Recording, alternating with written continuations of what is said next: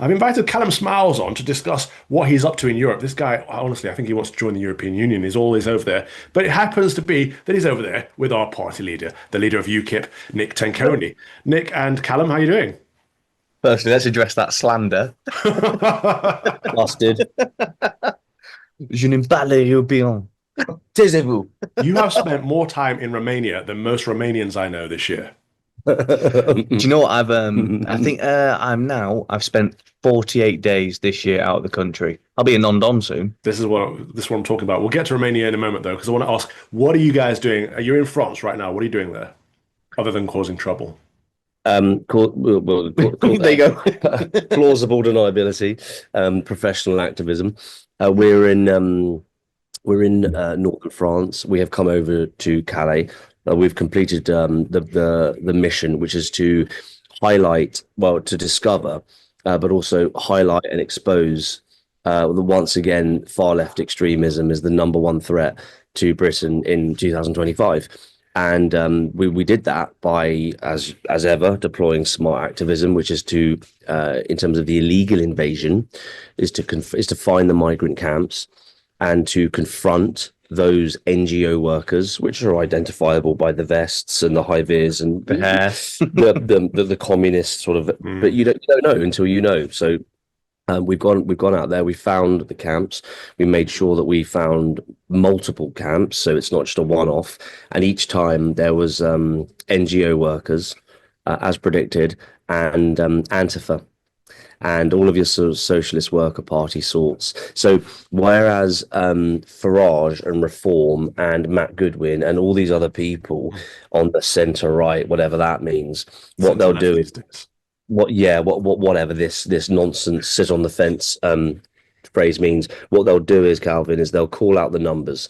It's called the number dump or the numbers game. Call out the numbers. Just recently, as we left on Tuesday, Nigel's put out a tweet, something like 1,900 votes this and X number of people that. It's the outrage model. It's disingenuous because we know we're in real trouble. We know that legal migration is a huge problem, but illegal migration is murderous. We're bringing unvetted, undocumented migrants over into Britain. So we must not give up on stopping the boats because the French government don't care. The French are no allies of us whatsoever, and the British government don't care. So we must do something about it. So it's no good just to spot boats or illegal on the ribs when they come over. It's no good just to stand on the shore and assess things. We've got to expose not the trafficking routes, but we've got to expose the infrastructure go to source with regards to how are these people able to get on those boats when you go from the sand to the water and you set sail, the entire operation. And we've essentially broken the back of that. It's communists, Antifa, socialist worker party types, hope not hate types, unite against fascism types. It's those groups, incredibly well-funded, very organized groups. The Albanian traffickers, Calvin, that's the tip of the spear. They're the ones that dot the I's and cross the T's. They plan the routes that people can buy the tickets from them, etc. And then they make sure that they get off into the channel. But the organization, who feeds the migrants whilst they're in situ, whilst they're in transit, whilst they're in camp? Who clothes them? Who gives them things? Who makes sure that they've got everything they need? SIM card handouts, etc. It's the NGOs and it's the communists that are running the NGOs. So we've got to take down the non-governmental organizations, the far left extremists that work for La Vie Active and Care for Calais. So when you say non-government organizations, which government are we talking about? Are these British people? Are these French people? Is this USAID? It's a mixture. It's a mixture. They're basically charities, and I use that term very loosely. But they NGOs in the past have been found to basically get funding from governments. But yes, they're separate. But it does make you wonder if what the connection really is, because how do they get away with all this stuff? So that's the sort of thing that needs to be found out, really, and then hopefully one day we can charge them with terrorism. So, Nick, are you releasing a documentary with all of this footage? Yeah, that's correct, Calvin. Precisely. So Callum's been, as ever, fantastic. We're the guys that go and do things. As you know, me and my team, we go and do. But obviously, we need support. We need intel. We need guides. So we've done that. We found where these camps are. Again, multiple. I think it was 5 in the end. We found where they are. We found the footfall. We've understood that all the gubbins, like for example in Calais, all the bus services are free, and the migrants they're not ferried around. They use the bus system that's free to get from all the different points and all the different routes along the journey from when they finally get into France all the way to where they deploy on the beach. We understand all of the routes. We understand how they're doing it. And again, the expose here in the documentary, which will be released very soon, is to alert the British public to the centre-right rhetoric that is absolute nonsense, and the number dump model, which is absolutely something that needs to be called out because it's now disingenuous. It's because it's a red herring. It's going after the wrong problem. It is once again the communists that are allowing the business model of human trafficking of illegals into Great Britain that have murderous intent on our Christian brothers and sisters is being facilitated by communists who work for these non-governmental organizations that get their funding from the British government, from the European Union. I mean, it's the main culprit's going to be the EU source, but we're exposing that, and we're asking all the big accounts. We're asking all the big accounts, all the big influencers, all the big commentators, big names, big accounts to please share this work when it comes out, because we are going to be asking, as our next campaign at UKIP, we're going to be asking British men to come out to northern France at various different points where we know they deploy from to essentially work with the police to ensure that these boats are slashed when they deploy, because the French police will say they don't know where they're going to deploy from. They'll say that they're overstretched, they're understaffed. So if we want to stop the boats, the only way that that's going to happen is if men stand up and do their duty. Someone's got to do it. And I know Callum's done it in the past. I'm so glad that UKIP is taking up this mantle and actually getting on with the job rather than sitting there saying, oh, yes, another 1,000 today. Like, what good is that for the nation? So thank you for doing this. If people want to support or find out more information, what's the best place for them to go? Perfect. Callum Smiles Media. No. Yeah. So if they go to tenkotours.com, no. So that was Tenko Tours. So just to be very clear, we're facilitating all this through UKIP's website. So they go to ukip.org and they will usual stuff. There's the button there which says subscribe now, sign up now, join now. Obviously I'm not doing the back end development, but it's Calvin, it's very important. Fantastic question. Go to ukip.org, hit that button, and essentially what you're doing is you're confirming you're a British citizen, maybe some legality stuff. You're essentially signing up, and then you will be contacted. And then, of course, it needs to grow from there. If 5 people sign up, can't do anything with that. If 10 people sign up, can't do anything with that. We're looking at this skyrocketing and coming out to France and doing stints. Maybe a few days here and there, and having a full-time roster now that we've got what we've got to genuinely assess in 3 to 6 months' time whether this is impactful or not. And there's every chance that it could be very, very impactful. We've got to do something. And if we don't, Calvin, as you say, the boats they're not going to stop.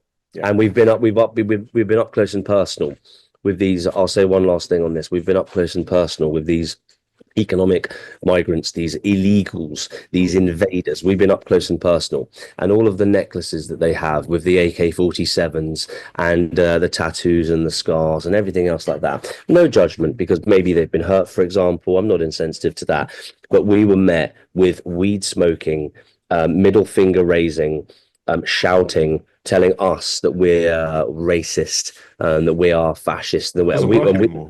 That was just the NGOs. Yeah, that was just the NGOs, and then very interestingly, the migrants all got involved. And I asked, "Do you speak English? Let's talk. I want to know."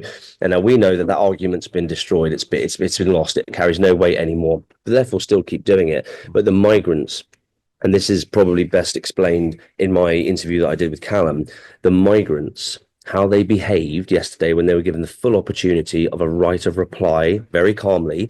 The entitlement, Calvin. These people believe that you, me, Callum, that we are responsible for every single war, atrocity, you name it, that's ever happened, and that we actually deserve to lose our liberty, to lose our life. They're not just coming over with a chip on their shoulder. They are convinced that we are the bad guys. And where's that rhetoric come from? Rewriting history and lying about history? The left. I'm so tired of it, because we haven't being at war for a long time. And actually, even if we were, we won. So, losers get over it. This is the place that I'm at right now. Oh man, Um, there was an episode. I don't want to ruin the documentary, but there's a brilliant bit when a French woman told Nick to, "Do you speak French?" He goes, "I don't need to. We won." I mean, it's laughable, but it's true. I know you don't have much time left. So, Callum, fill us in. I was going to play the video. Maybe I'll play that after you've gone for your ferry. But fill us in on why are you so often in Romania and what's been going on in Romania? Free holiday, isn't it? No, excuse me. I was out there for the presidential election, and Romania is an interesting, important strategic outpost in Europe because it shares a 400-mile land border with Ukraine.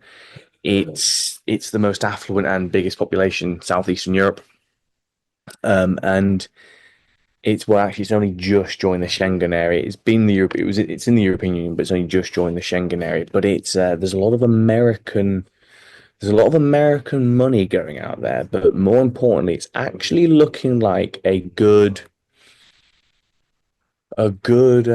home for the rise of common sense, right wing culture and politics. So, did the Conservatives win?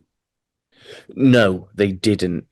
But personally, and a lot of other people on our side who are there don't quite agree with me on this. But I actually think it's almost a good thing George Simeon didn't win this one because I think it was too soon. It's very similar to the American model where they did the rerun of this election. They only reran the presidency, so the Chamber of Deputies, which is basically Congress in America for if you want a comparison, and the Senate, which is Senate for comparison, that wasn't rerun.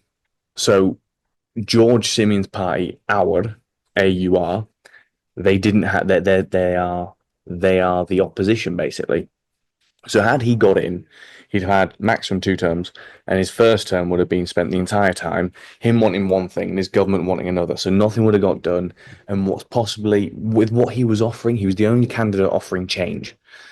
And with what he was offering, I think had he actually got in this time around, probably would have been bad long term because he would have failed ultimately, which wouldn't be his fault because he would want change, but he'd have failed because it's completely out of his hands. And then the electorate would go, "You offered change, you said you would, you had your chance, you blew it." So personally, I actually think it's a good thing he didn't.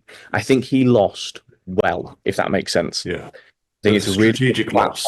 Springboard from for the next time. Yes. Yeah. All right. Well, thank you, Callum, for that. He's a good bloke. I met the guy in person. I should quickly say this about I've had dinner with the guy, and he's exactly the same. Like he's not a different. He's not a character when he's in cameras. He's a normal bloke, and I think we're seeing these days in Europe. That's what people want. We want some normalcy. We want some common sense. Absolutely. We want some conservatism. And I think you're right that he needs a system that can support that and actually get things done. Otherwise, it's a waste of time. So hopefully it's a positive future for Romania. I won't keep you any longer because I know you've got to go. But please thank Nick for me as well. And thank you, Callum, for coming on. Safe journey home, mate. My pleasure. Get me out of France. Thank you for watching my Common Sense Crusade. If you'd like to watch the whole show, you can subscribe to lotuseaters.com for as little as £5 per month, and then you get access to a bank of content as well. My show is 3 p.m. every Thursday. See you there. Deus Vult.